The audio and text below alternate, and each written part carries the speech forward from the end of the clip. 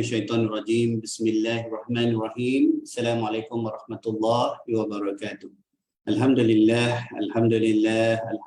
rabbil alamin. Wassalatu wassalamu ala asyrafil anbiya wal mursalin sayyidina Muhammadin ibn Abdullah wa ala alihi wa sahbihi wa man wala.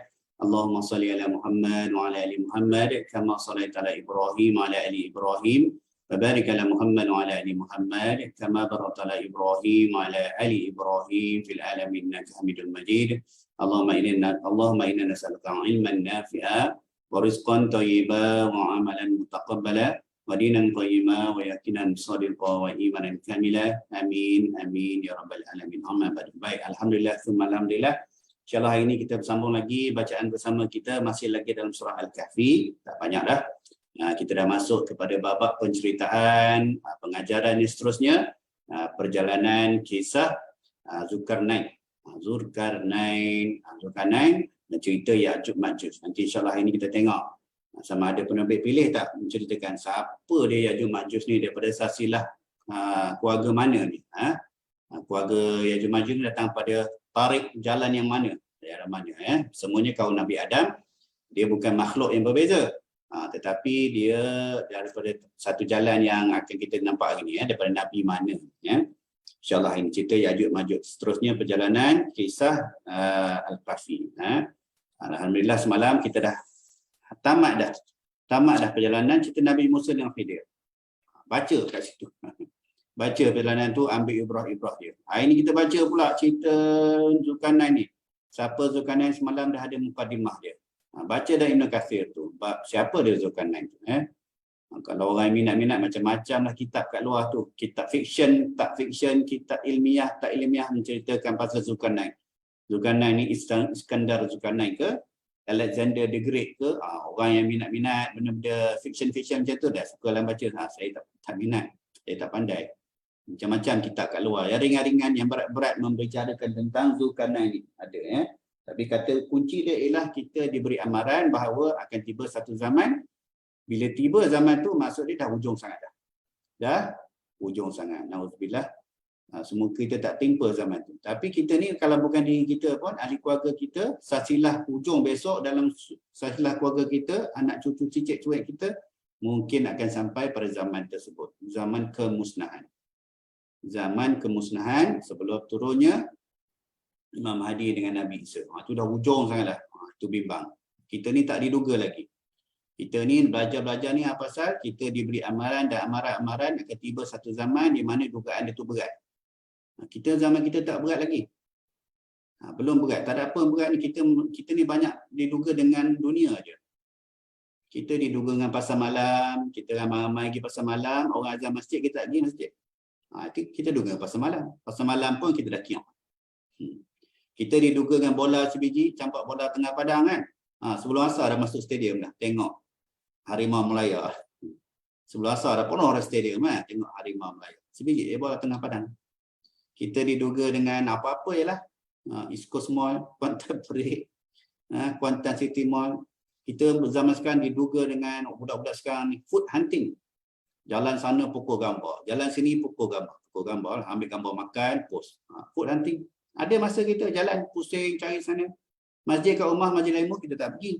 Belum lagi zaman Ya'juj Ma'juj, belum lagi. Belum lagi zaman berat-berat turun Dajjal, belum lagi. Zaman sekarang ni. Orang jemput kita Kenduri Perak, kita pergi. Kawan aku Kenduri wajib pergi. Perak pergi, Terengganu pergi, Kuala Perang, Besut pergi. Pagi-pagi as-salatu khairun minan naum, kita pergi. Kita tak pergi. Itu je.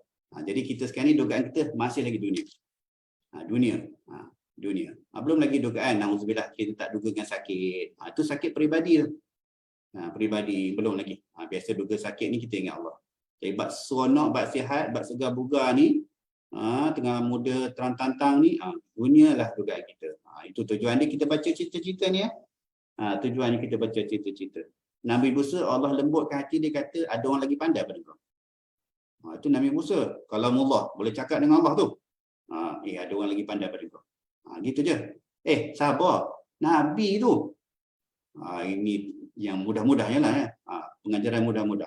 Nak yang betul-betul faham, kena pergi kuliah tafsir. Nabi tu Allah kata sabar. Siapa khabar ke dia? Manusia lain khabar ke dia? Sabar. Kau ni tak boleh sabar. Itu Nabi. Kalau Nabi macam tu, kita ni orang negara lah. Ya. Sabar ke kita ni? Cakap mudahnya. Kepiah atas kepala, janggut dah sampai kat sini dah. Oh, ni alim ulama ni. Tak lama. Nabi tu dikata sabar. Ini cerita Zulkarnain pula. Diberi penguasaan timur dan barat.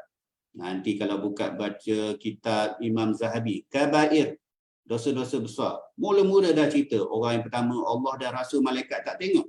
Tak ada pandangan ihsan, tak ada nak apa, tak ada apa. Heret kepala ke bawah, campak ke dalam neraka. Siapa? Pemimpin. Yang diberi sedikit kuasa. Bukan Iskandar. Iskandar pula. Zulkarnain ni lagi besar kuasa dia kan. Maksudnya dia, pemimpin. Heret kepala ke bawah tu. Campak dalam neraka. Tak ada ampun dah. Nauzubillah. Jadi itu dia pengajaran yang nak bagi pada kita tu. Ni sinopsis lah, sinopsisnya. Kita sini ada buku yang Ustaz Azli tu kan, masing-masing dapat satu seorang. Sebelum ngaji, katalah awak ni semua muka-muka mengaji lah. Sebelum baca surah tu tengok sinopsis. Lepas tu buang ngaji. Jadi kita dapat feel lah. Nak masuk musuhat ni cerita ni, nak masuk musuhat ni cerita ni, ayat ni cerita ni kan. Kitab Ustaz Azli tu ringkas, alhamdulillah senang kita nak dapat feel sebelum kita mengaji. Dah habis satu surah tu, buka Al-Quran Amazing. Yang mana-mana yang suka baca tafsir besar sikit, buka tafsir Nurul Ihsan, buka tafsir Ibn Katsir ya. Tapi memadailah Al-Quran Amazing ni, hebat sangatlah bagi saya yang jahil ni, hebat sangat. Wallahu a'lam, kita sambung ini. Itu sinopsis perjalanan yang kita akan baca ni, cerita Zulkarnain yang Ya'juj Ma'juj ni. Kenapa Allah nak cerita ni? Apa amaran dia, apa dia kita punya pengajarannya, insya-Allah. Tak banyaklah pengkongsian daripada Ibn Katsir untuk musuh ni, melainkan penceritaan siapa Ya'juj Ma'juj. Saya rasa penerbit tak pilih. Kalau penerbit pilih, okey tak apa. Saya rasa tak pilih. Nanti saya tambah sikit daripada Ibn Katsir. Silakan. Auzubillahi minasyaitonirrajim.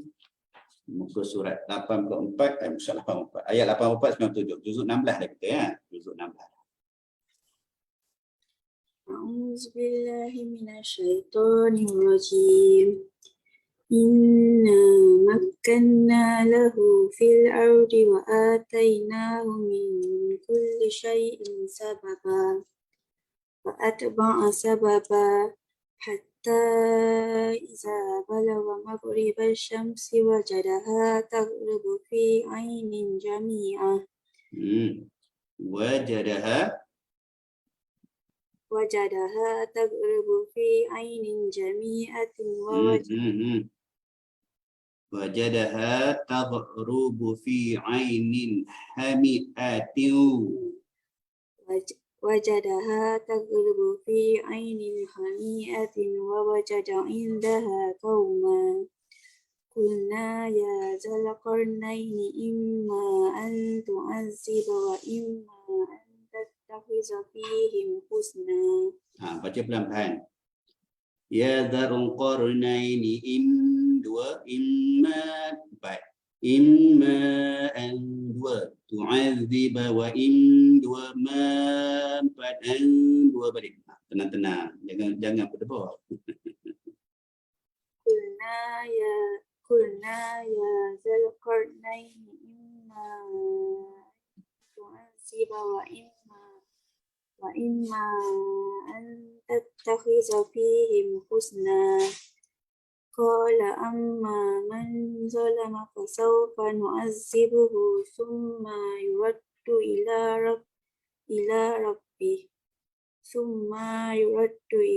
rabbih fayu'azzibuhu 'adzaban nukra. Wa amma man amana wa 'amila salihan falahu jazaa'ul husna wa sanaqulu lahu min amrina yusra. Thumma atba'a sababa hatta iza balagha matli'a syamsi wajadaha tadlu ala qaumin lam naj'al lahum min duniha sitra. Kadzalika wa qad ahatna bima ladayhi khubra. Thumma atba'a sababa حتى إذا بلغ بين السدين وجد من دونهما قوما لا يكادون يفقهون قولا قالوا يا ذا القرنين إن يأجوج ومأجوج مفسدون في الأرض فهل نجعل لك خرجا على أن تجعل بيننا وبينهم سدا قال ما مكنني فيه ربي خير فأعينوني بقوة أجعل بينكم وبينهم ردما آتوني زبر الحديد حتى إذا سوى بين الصدفين قال انفخوا حتى إذا جعله نارا قال آتوني أفرغ عليه قطرا فما استطاعوا أن يظهروه وما استطاعوا له نقبا. صدق الله العظيم.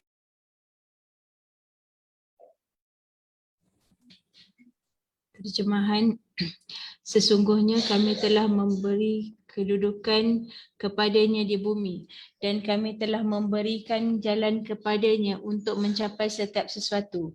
Maka dia pun menempuh suatu jalan. Hingga ketika dia sampai di tempat matahari terbenam, dia melihat matahari itu terbenam di dalam sebuah mata air yang berlumpur hitam dan di situ juga terdapat suatu kaum yang kufur. Kami berfirman, wahai Zulkarnain, pilihlah sama ada engkau mahu menghukum mereka atau membuat baik, mengajak beriman kepada mereka. Nota 496 sampai di pantai sebelah barat tempat Zulkarnain melihat matahari sedang terbenam. Dia Zulkarnain berkata, barang siapa berbuat zalim, kami akan membinasakannya. Kemudian dia akan dikembalikan kepada Tuhannya. Lalu Tuhan mengazabnya dengan azab yang pedih, yang sangat keras. Bagi orang yang beriman dan melakukan kebaikan, maka dia mendapat pahala yang terbaik sebagai ganjaran dan kami akan sampaikan kepadanya perintah kami yang mudah. Kemudian dia menempuh suatu jalan yang lain hingga ketika dia sampai di tempat terbitnya matahari sebelah timur, didapatinya matahari itu bersinar di atas suatu kaum yang tidak kami buatkan sebarang pelindung bagi mereka daripada cahaya matahari itu. Nota 497, menurut sebahagian mufassir, golongan yang ditemui Zulkarnain itu umat yang miskin. Demikianlah halnya dan sesungguhnya kami mengetahui setiap sesuatu yang ada padanya, itu Zulkarnain. Kemudian dia berpatah menempuh suatu jalan yang lain pula hingga dia sampai di antara dua gunung. Didapatinya di belakang kedua gunung itu suatu kaum yang hampir tidak memahami percakapan. Nota 498. Mereka tidak dapat memahami bahasa orang lain kerana bahasa mereka sangat jauh bezanya daripada bahasa yang lain dan mereka juga tidak dapat menerangkan maksud mereka dengan jelas kerana kurang cerdasan mereka. Mereka berkata, wahai Zulkarnain, sesungguhnya Ya'juj Ma'juj itu kaum yang sentiasa membuat kerosakan di bumi. Maka bolehkah kami membayarmu agar engkau membuat dinding penghalang antara kami dengan mereka? Nota 499, Ya'juj Ma'juj ialah Ya'juj dan Ma'juj ialah dua bangsa manusia yang membuat kerosakan di bumi.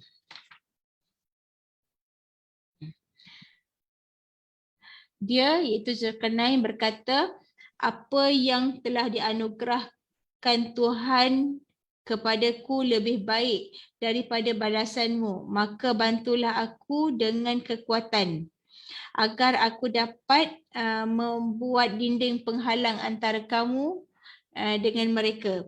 Berilah aku potongan-potongan besi hingga ketika potongan besi itu telah terpasang sama rata dengan kedua puncak gunung itu, dia Zulkarnain berkata, tiuplah api itu. Ketika besi itu sudah menjadi merah seperti api, dia pun berkata, berilah aku tembaga yang mendidih agar dapat aku tuangkan ke atasnya besi panas itu.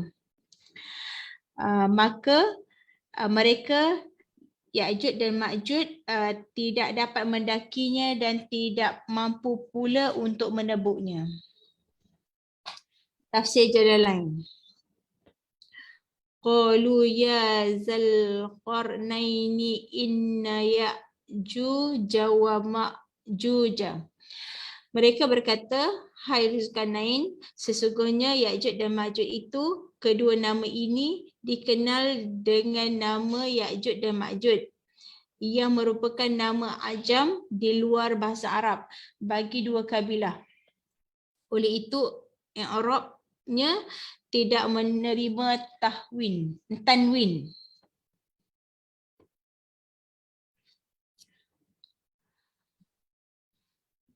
Mufsidu nafil ard. Orang-orang yang gemar merompak dan membuat kerosakan saat mereka keluar daripada sarangnya menuju kami. Fahal naj'alu laka kharja.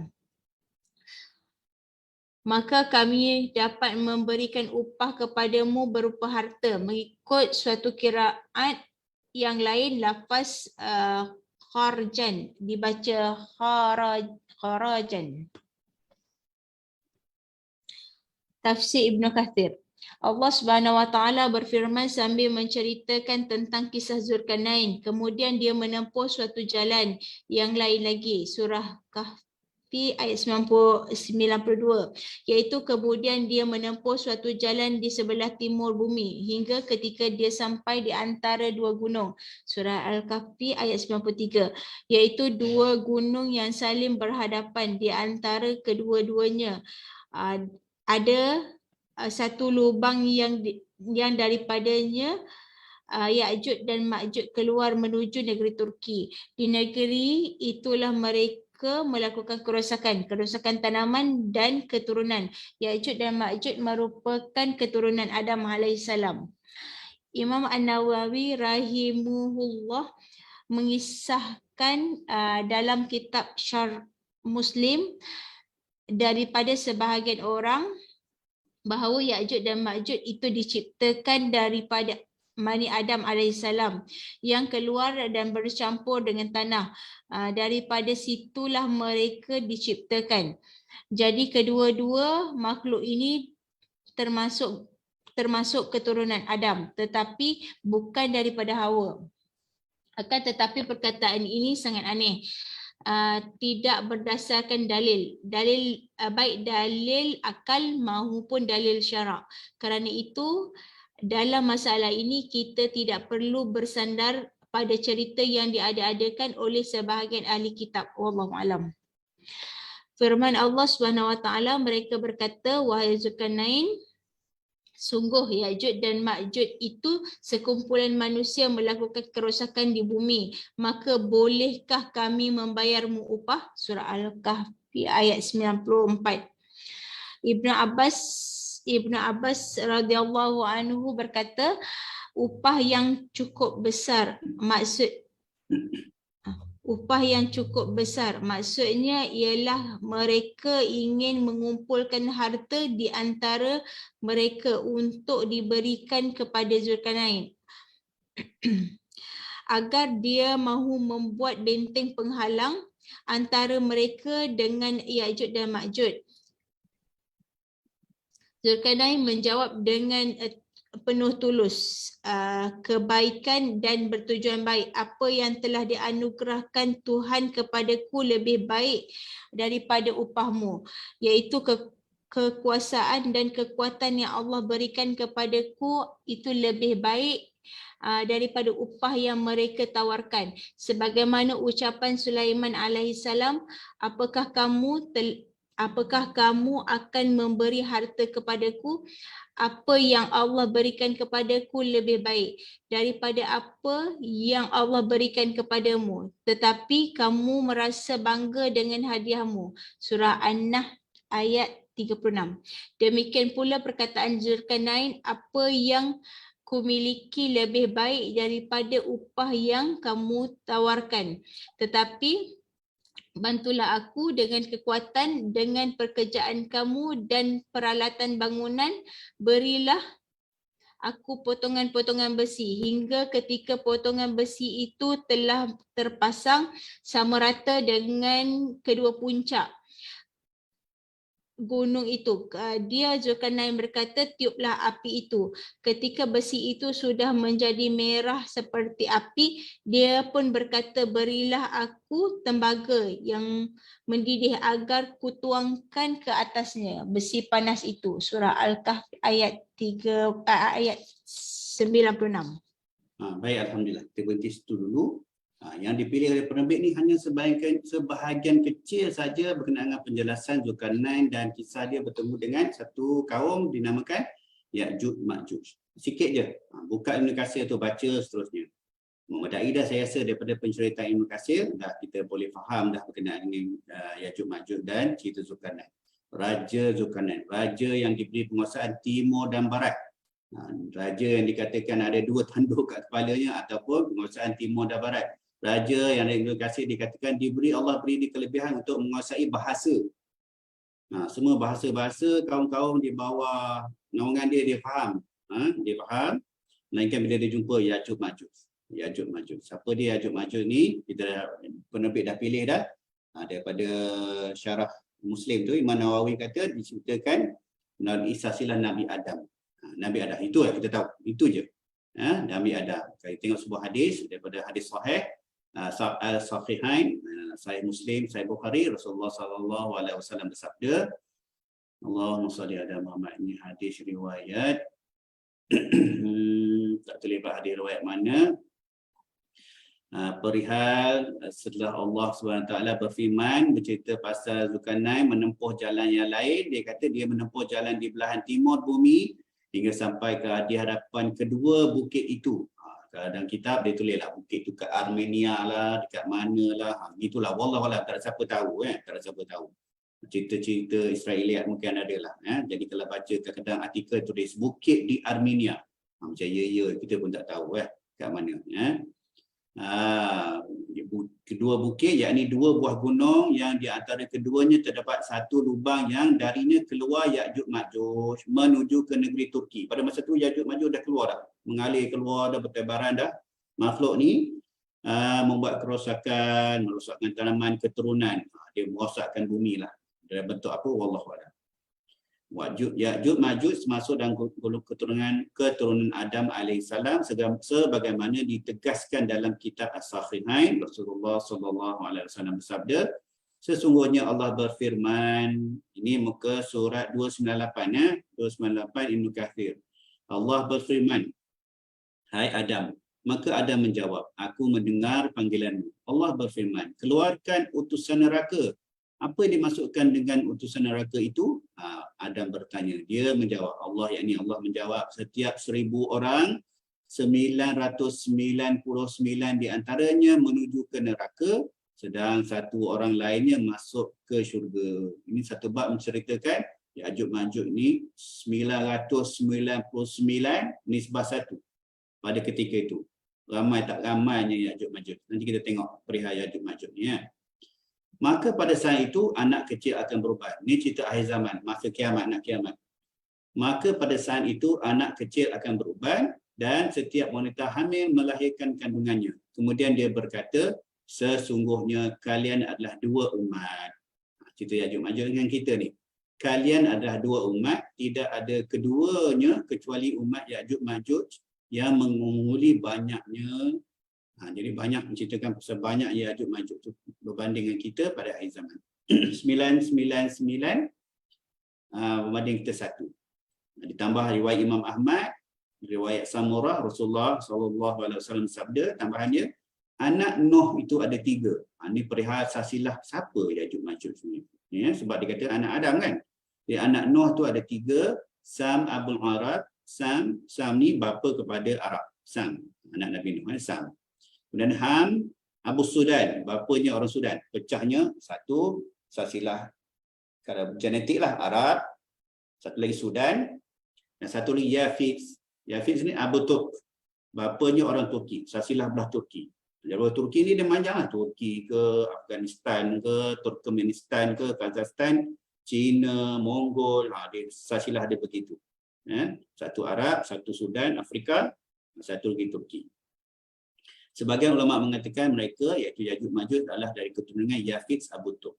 Jadi ulama mengandaikan Ya'juj Ma'juj ini daripada jalur Yafiz, Yafiz Abu Turk. Itu dia Ya'juj Ma'juj. Kalau minat baca Ya'juj Ma'juj, bacalah macam-macam cerita, tetapi hati-hati ada juga cerita yang tak benar. Contohnya dia kata Ya'juj Ma'juj tu besar macam pokok. Tak ada siapa tahu. Dia kata Ya'juj Ma'juj tu tinggi dia 4 hasta. 1 hasta, tinggi 4 hasta. Ada kata sejengkal, ada kata 2 jengkal. Ada kata Ya'juj Ma'juj ni telinga dia besar. Macam gajah tu. Tak siapa yang tahu. Tak siapa tahu. Cuma kita tahu bilangan dia banyak. Hadis riwayat Bukhari. Nisbah dia tu banyak. Hadis Bukhari, hadis At-Tabrani, semua menceritakan tentang bilangan-bilangan. Wallahu a'lam. Yang kita boleh pegang juga Ya'juj Ma'juj ni tak ada siapa boleh bunuh. Tak ada siapa boleh bunuh. Di akhir zaman Nabi Isa pun tak boleh bunuh Ya'juj Ma'juj. Macam mana Ya'juj Ma'juj ni mati? Siapa tahu kongsi-kongsi bagi sini. Macam mana Ya'juj Ma'juj ni hapus di muka bumi ni?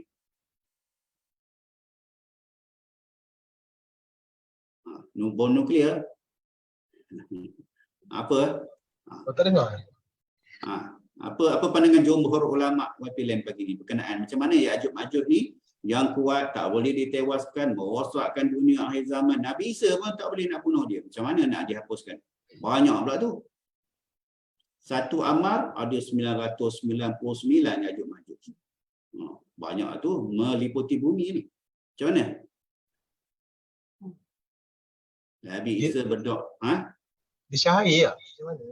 Cair. Dia cair tu Israeliat kot. Allah buat. Cair tak ada. Tapi siapa pernah tengok cerita Lord of the Rings? Lord of the Rings. Cerita Lord of the Rings tu kan ada burung elang yang keluar menyelamatkan apa semua kan. Dan cerita Ya'juj Ma'juj ada burung. Bisa. Gandalf. Jadi Gandalf dan cerita ni Nabi Isa lah. Nabi Isa berdoa pada ketika itu untuk Allah hapuskan Ya'juj Ma'juj. Jadi Allah turunkan penyakit berupa ulat yang keluar daripada rongga-rongga hidung unta, ternakan, dia makan ni kat leher Ya'juj Ma'juj.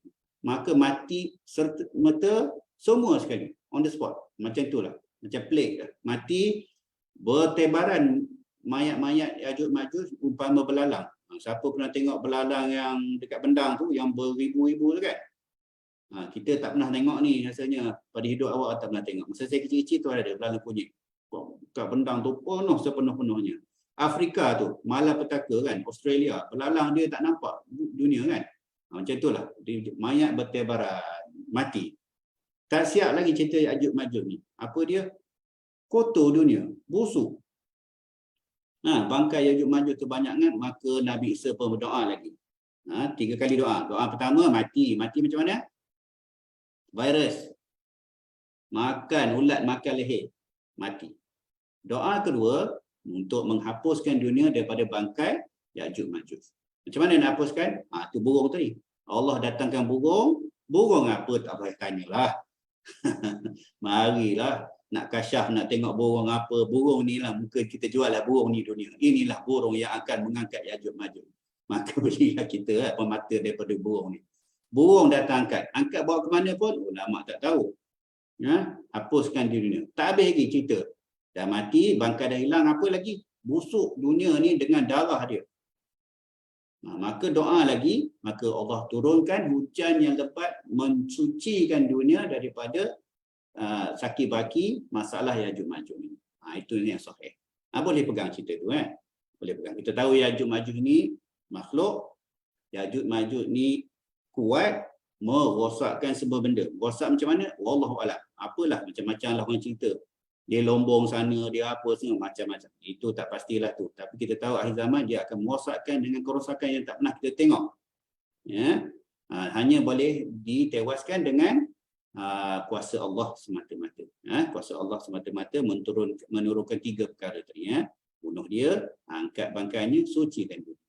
Wallahu a'lam. Tu cerita Yajuj Majuj. Panjang lagi lah kalau minat cerita Yajuj Majuj ni. Dengar pula ustaz-ustaz yang pandai bercerita pasal akhir zaman ni kan. Tenganga lah kita. Seronok juga kadang. Tapi jangan tenganga je. Kalau tu subuh tak penuh. Jangan tenganga je lebih. Kita ni nak kena mari semangat, itu yang penting. Wallahu a'lam. Baca lagi lah Baca lagi, ini sekadar teaser lah. Teaser. Dengan Zulkarnain, Raja Zulkarnain. Siapa dia Raja Zulkarnain tu? Wallahu a'lam. Carilah kalau minat Dan juga penguasaan dia, cerita pada penguasaan dia dan cerita pasal Yajuj Majuj. Wallahu a'lam. Riyadhus Shalihin, ini perihal pemimpin dan tanggungjawab yang pemimpin ada. Berat. Siapa dia pemimpin? Kita dah baca hadis. Rasulullah kata siapa pemimpin? Yang berkaitan dengan diri kita. Tapi ingat, kamu semua adalah pemimpin, maka kamu akan dipertanggungjawabkan di atas kepimpinan kamu. Semua kita ni memimpin. Ada level-level dia.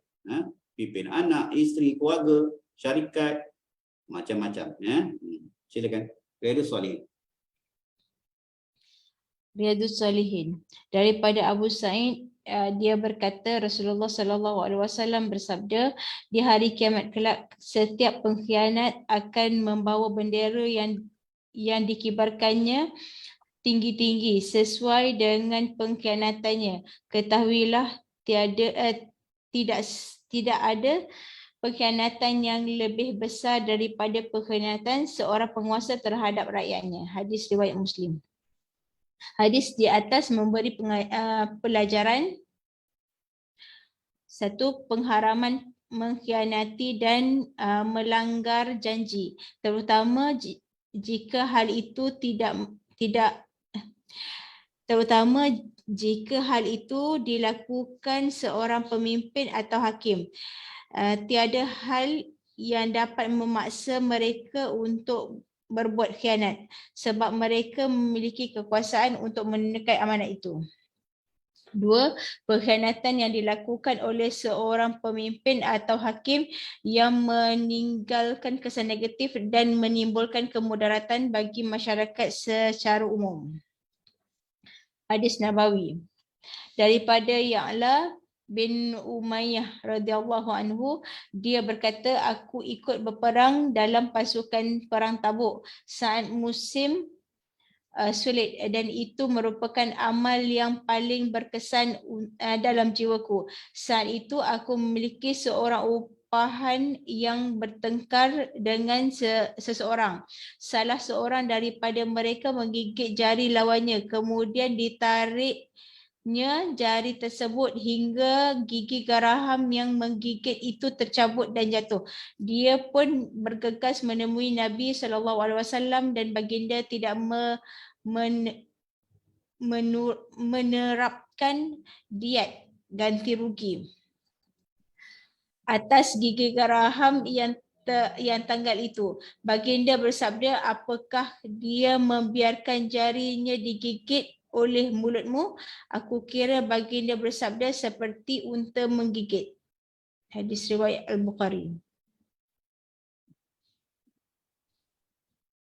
Hadis Qudsi. Imam Ahmad berkata, Ishaq telah menceritakan kepada kami, Yahya bin Sulaim telah menceritakan kepada kami. Dia berkata, aku mendengar Ismail bin Umayyah menceritakan daripada Sa'id bin Abi Sa'id Al-Maqburi.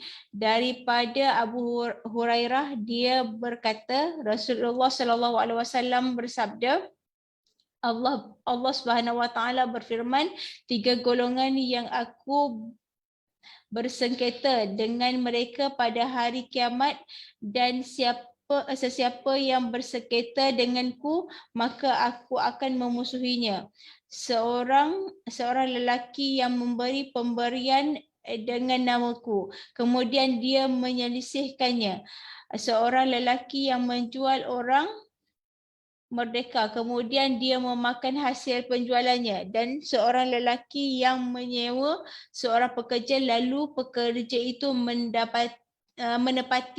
menepatinya, tetapi lelaki itu tidak menepati bayarannya. Hadis riwayat Ahmad. Baik, alhamdulillah, semua alhamdulillah.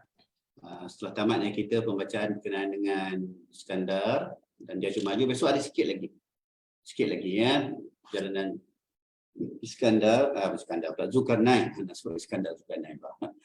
Zulkarnain, Raja Zulkarnain dan juga Ya'juj Ma'juj, besok ada sikit lagi. Hari ini kita jumpa 3 hadis, masa dah agak lanjut tapi kita habis setelah 3 hadis ni. Satu tu bab penguasa ya, bab penguasa. Kita tahu, saya baca balik hadis Sahih Bukhari yang kita dah kongsi hari itu. Baginda Rasulullah SAW bersabda, setiap daripada kamu adalah pemimpin dan kamu akan dipertanggungjawabkan terhadap orang yang di bawah pimpinan kamu. Seorang pemerintah, satu, pemerintah adalah pemimpin dan akan dipertanggungjawabkan terhadap rakyat dia. Lelaki adalah pemimpin kepada anggota keluarganya dan akan dipertanggungjawabkan terhadap anggota keluarganya. 2. 3. Wanita adalah pemimpin di rumah suaminya dan akan dipertanggungjawabkan terhadap anak-anak dan pimpinannya. Dan 4. Khadam adalah diamanahkan terhadap harta tuannya dan akan dipertanggungjawabkan terhadap apa yang berada di bawah amanahnya. Hadis riwayat Imam Bukhari. Ya, dalam hadis ni kita tahu, selagi mana ada amanah pada diri kita, kita pemimpin. Kita sedang memimpin. Kitalah pemimpin. Bukan menteri besar, bukan CEO, bukan manager, bukan apa je pemimpin. Bukan sultan. Kita pun adalah pemimpin. Satu, ambil bahagian tu. Hadis Nabawi itu yang berkenaan dengan diat tu, maaf saya pun tak pernah belajar lagi hadis ni, tapi perihal diat ialah denda yang dikenakan pada sesuatu perbuatan yang bukan kategori jenayah yang masuk dalam hudud. Bukan potong tangan dan sebagainya, diat, pembayaran denda. Ada sebahagian pada hudud tetapi dia bab pembayaran denda. Dalam hadis ni secara amnya lah yang kita faham, Rasulullah tak tetapkan diat tu sebab tak ada macam Rasulullah kata kau gigit jari dia tu, takkan dia nak biar saja. Itu tercabut gigi orang tu. Saya ketawa baca hadis ni. Tercabut gigi ya. Jadi atas sebab tu dia kata tak ada diat. Wallahualam, saya tak pernah lah belajar bab hadis ni khususnya dan saya tak pernah mendalami sangat tentang tata cara diat bagaimana ya. Kita ambil am je lah hadis ni ya. Tapi hadis kursi tu kita jumpa 3 golongan yang dicela. 3 golongan yang dicela. Aku akan memusuhinya. Bila Allah dah musuhi itu tak ada harapan lah. Kemudian yang pertama dia yang memberi pemberian dengan namaku, sedekah ke apa ke, tetapi dia menyelisihinya. Adalah tu dia ungkit ke, dia apa ke, satu. Kemudian lelaki yang menjual orang merdeka. Dia bukan jual hamba. Dia jual orang mereka. Dia menipulah. Zaman sekarang ada tak? Adalah tu. Jual Bangla, jual Myanmar, jual Vietnam, macam-macam jadi hamba zaman sekarang ya. Hamba zaman moden. 3 yang tidak adil. Ya, peniaga ataupun pengusaha ataupun bos lah yang tak adil pada pekerja dia. Ya. Pekerja dia menepati janji tetapi lelaki itu tidak menepati bayarannya. Kontrak. Sebab tu kita dah hidup ni ramai orang nak jadi kaya, semua jadi jutawan lah. Tapi belajarlah macam mana jadi kaya tu dan segi syaraknya. Berniaga apa yang boleh, kontrak apa yang dibenarkan ya. Maka tidak sia-sia hidup kita. Wallahualam. Masa pun dah lanjut, kita ambil sikit sebanyak dia pengajaran daripada ringkas-ringkas lah. Daripada perkongsian yang penerbit dah pilih pada muka surat ni. InsyaAllah besok penerbit pilih title syarat diterima amalan. Last lah tu. Yelah. InsyaAllah. Last. Barulah kita masuk Maryam. InsyaAllah. Muka terakhir besok menutup Al-Kahfi. Wallahualam. Na'udzubillah minasyaitanirrajim. Bismillahirrahmanirrahim. Allahumma inna nas'aluka علما نافعا ورزقا طيبا وعملا متقبلا ودينا قيما ويقينا صادقا وإيمانا كاملا يا مصرف القلوب صرف قلوبنا على طاعتك يا مصرف القلوب صرف قلوبنا على طاعتك يا مقلب القلوب ثبت قلوبنا على دينك. الله على سيدنا محمد وعلى آله وصحبه وبارك وسلم. سبحان ربك رب العزة عما يصفون وسلام على المرسلين والحمد لله رب العالمين. سبحانك اللهم وبحمدك أشهد أن لا إله إلا أنت أستغفرك وأتوب إليك. وبالله التوفيق والهداية. السلام عليكم ورحمة الله وبركاته.